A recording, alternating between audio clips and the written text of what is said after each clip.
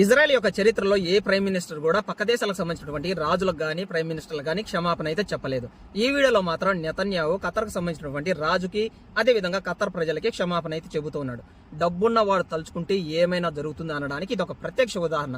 క్షమాపణ చెప్పడానికి కారణం ఏమిటంటే 7వ తారీఖున అమెరికా మరియు ఇజ్రాయెల్ ఇద్దరు కలిసి హమాస్ మీద దాడి చేశారు. అందులో హమాస్ సంబంధించినటువంటి లీడర్లు చనిపోయారు. వాళ్ళతో పాటు ఖతర్కు సంబంధించినటువంటి ఒక వ్యక్తి అయితే ప్రాణాలు కోల్పోయాడు. అందుకనే ఖతర్కు సంబంధించినటువంటి ప్రజలకి రాజుకి అందరికీ కోపం రావడంతో నెతన్యాహు చేత క్షమాపణ అయితే చెప్పించారు.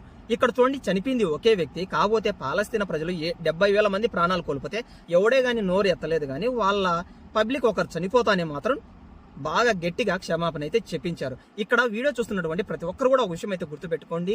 కులం మతం అంటూ కొట్టుకుంటూ ఉన్నారనుకోండి, ఎటువంటి లాభం లేదు. జస్ట్ ఫోకస్ చేయండి డబ్బు మీద, పవర్ మీద. Phone call today just to make it clear. I said to the Prime Minister of Qatar,